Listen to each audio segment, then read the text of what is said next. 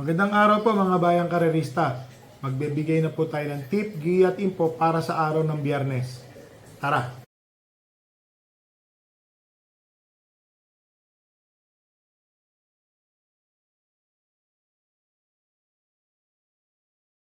Siya nga pala mga bayang karerista, si Kawawang Cowboy po, nabili na po siya. Parang ginawa pong riding po yung kabayo. So congrats po sa nakabili po kay Kawawang Cowboy. So dito po sa araw ng Biyernes, meron pong hinandang 8 karera. Opo, ang start po ng karera ay sa ganap na alas 5:30 ng hapon. Dito po sa race number 1, meron pong 5 entries dito. Ang first choice ko po dito ay entry number 3 na si Magandang Dilag. Ito pong si Magandang Dilag, tumakbo po ito na nakaraan ng maiden, imported, puro imported. Tersero po siya. So, medyo maganda po yung chinempo niya na tersero po siya doon. Kaya lang po, ang nakikita ko pong problem ni Kabayo, parang nagpapahuli po sa alisan. Naiwan po siya noon eh. Kasi siya po yung pinaka-kulelat noon. Yun nga lang, may kaiksiyan ng distansya. Ngayon, baka lang nun hindi siya maka-remate agad. Pero alam naman natin, Pabs Caballero ang inete. Kaya tingin ko, para sa akin po, lamang po yan. Ang second choice ko po, entry number 5 na si Dreams of the World. Baka ito na po yung hinihintay na laban ni Dreams of the World. Alam niyo na, parati po itong segundo, tersero, kwarto in the money. So sa tingin ko po, ito na po yung magbibigay ng magandang laban sa numero 3 na Magandang Dilag. So ulitin ko lang po, sa race number 1, first choice po, entry number 3, Magandang Dilag.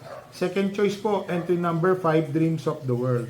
Dito na po tayo sa race number 2, mga bayang karerista. Meron pong 8 runners po, 1,200 meters. First choice ko po, entry number 7, Little Miss Saturday. Matuling kabayo, pwedeng isunod. Para sa akin po, tingin ko, may laki po ang panalo na itong kabayo na to. Ang second choice ko po, yung entry number 6 na si Wishful Thinking. Napapatnubayan po ni Dan Camanyero. Swerteng hinete po ito. Sa kakabalik lang po niya, nakakadalawang panalo na po siya. At ang third choice ko po, yung pong entry number 5 na si Classic G. Isang matuling kabayo po ito. Papatnubayan po ni JB Guerra. So ulitin ko lang po, dito po sa race number 2, first choice ko po, entry number 7, Little Miss Saturday. Second choice po, entry number 6, Wishful Thinking. Third choice po, entry number 5, Classic G. So dito na po tayo sa race number 3, mga bayang karerista. 11 entries po dito, 1,400 meter race. First choice ko po dito, entry number 7 na si Namaskar. So nung nakaraan po, sama lang po ng lundag ng kabayan niya, medyo patabingi po. Nagmadali, maganda rin po yung pinakita niya, parang fourth placer po siya, o third or fourth placer po sa nangyari. So tingin ko po, ngayon po medyo may kagaangan po yung unahan. So tingin ko, makakaya niya pong mauna dito.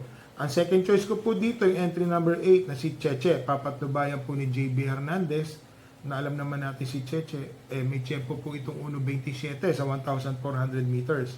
At ang third choice ko po yung entry number 11 na si Silver Glow. Ganda po ng numero ngayon nito. Nasa numero 11, kalabas-labasan. Hindi na po ito sigurado masasahan. Makakadaan na po yan. So, siya po ang third choice ko. So, ulitin ko lang po. Dito sa race number 3, first choice ko, entry number 7, Namaskar. Second choice po, entry number 8, Cheche. Third choice po, entry number 11, Silver Glow. So, dito na po tayo sa race number 4, mga bayang karerista, 1,200 meter race, 8 runners, 8 entries po, and 1,200 meters. Ang first choice ko po, yung entry number 2 na si Blind Item. Wag lang po ito magpapahuli ng huling-huli. Marami pong huli. Kasi minsan po naiiwan po ito. Tingin ko po, kayang-kaya po niya yung karera. Ang tingin ko po pwede pong tumalo sa kanya dito, yung magdadala po ng bandera na yung numero 4 na si Asong Porji. Mababa na rin po sa laban si Asong Porji na nanalo po dito ito. Tapos meron pong isa dito na kursunada ko po, yung entry number 1 na si Daginding. Ang tagal na po na itong kabahay na to. Tingin ko, ito na po, nasa rating 5 na po itong kabahay na to. Tingin ko po, malaki po yung panalo rin nito. So dito po sa race number 4, first choice po, entry number 2, Blind Item. Second choice po, entry number 4, Asong Porji. Third choice po, entry number 1, Daginding. So dito na po tayo sa race number 5, 1,400 meter race po, 10 entries po. May kabayo po tayo dito, si Rain Rain Go Away. Tingin ko naman si Rain Rain Go Away, panigundo ko po yan. Tingin ko po, may panalo naman kahit papano. Yun nga lang, nalalakasan po ako sa mga kalaban dito. Ang first choice ko po dito yung entry number 10 na si El Mundo. Tinalo na po kasi neto si Rain Rain Go Away. Nagsasabay po sila Ramemate. Iba po kasi kumilos si El Mundo basta nasabayan po yan. Tuloy-tuloy po. Ang second choice ko po yung kabayo po natin na si Rain Rain Go Away. Wala naman ng biyaya. Labas po yan. Ang third choice ko po, entry number 3, isang matuling kabayo, si Galloping Ghost. Baka mapabayaan po sa unahan. Alam niyo na, makapanood po lahat nanonood, napabayaan sa unahan yung Galloping Ghost, baka makatapos po ng karera. Alam naman natin si Galloping Ghost, may tempo pong 1.26 medya po ito.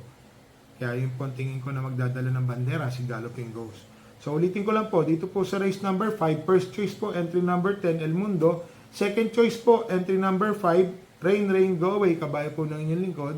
Third choice po, entry number 3 na si Galloping Ghost.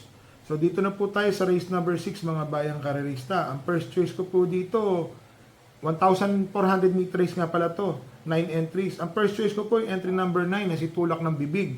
Parang tinuturuan na po ito Ramemate. Noong nakaraan po pang-5, pang-6 dumating po, tersero o kwarto pwesto. So tingin ko po, marunong kaya ng Ramemate, dumating po na itong kabayan na to. Ang second choice ko po, entry number 4 na si The Barrister. Alam naman natin po itong si The Barrister, nanggugulat po ito. Pag nanggulat ito, dihadong-dihado. Gaya ng mga nakaraang takbo nito, may panalo po ito na long shot. Ang third choice ko po, yung entry number 1 na si Douglas Fear. Nakikita ko po, tinitingnan ko po yung takbo nito. Parang, alam niya na, malaki po ang panalo sa tingin ko po ni Douglas Fear dito po sa karera na to. So ulitin ko lang po, first choice natin dito sa race number 6, entry number 1, entry number 9, entry number 9, Tulak ng Bibig. Second choice po, number 4, The Barrister. Third choice po, entry number 1, Douglas Fear. So dito na po tayo sa race number 7, mga bayang karerista. 1,400 meter race. Sosolohin ko na po ito, yung entry number 10 na si Open Billing. Galing na galing po ako sa tinatakbo nito. Solo po, para sa akin po, one for the day po ito, itong Open Billing. Kung meron po akong kukuhaning pumorkas dito, siguro ito na pong entry number 2 na si Arugante. Yan pong ilalagay ko po na panigundo o pamorkas po sa karera na to. So ulitin ko lang po, dito po sa race number 7, first choice po or one for the day, entry number 10, Open Billing. Second choice or pamorkas, Arugante. So dito na po tayo sa race number 8, mga bayang karerista. Full gate po ito, 14 entries. May kahirapan po ang lineup dito. So totoo lang, mga bayang karerista. Ang first choice ko po dito, entry number 11 na si Kaboom. Magaling na kabayo, pwede pong maisunod. Matuling pagka parang parang matulin po ito Naalala ko nung nanalo po ito Solo ere. Ang second choice ko po dito, entry number 12 na si Club Kensai. Ito po kasi si Club Kensai, nakababa na rin po ng ratings, nasa 19 na po ito. So nakababa na po siya talaga dito. At ang third choice ko po, yung derimating kabayan na si entry number 7 na si Mythic Layla. Ito po kasi si Mythic Layla mababa na rin po ito sa laban. Alam naman natin mga kinakalaban nito dati na kung gaano katataas po. Pero dito po sa race 8, marami pang silip dito na pwede po natin isama. Kagaya po ng numero 2, Midnight Sonata, numero 6, California King, saka yung numero 13 na si Distant Thunder. Kung marami po magmadami po tayo dahil mahirap po talaga itong last race. So ulitin ko lang po, ang tip po natin dito sa race number 8, first choice po, entry number 11, Kaboom. Second choice, number 12, Club Kensai. Third choice, entry number 7, Mythic Layla. So shoutout po tayo kay Antonio Mirabel, Galang Sir TV at ang Galang family ng Sagat Pako, Noynoy Panti at Francis Tonido. So mga bayang karerista, stay safe po and happy racing.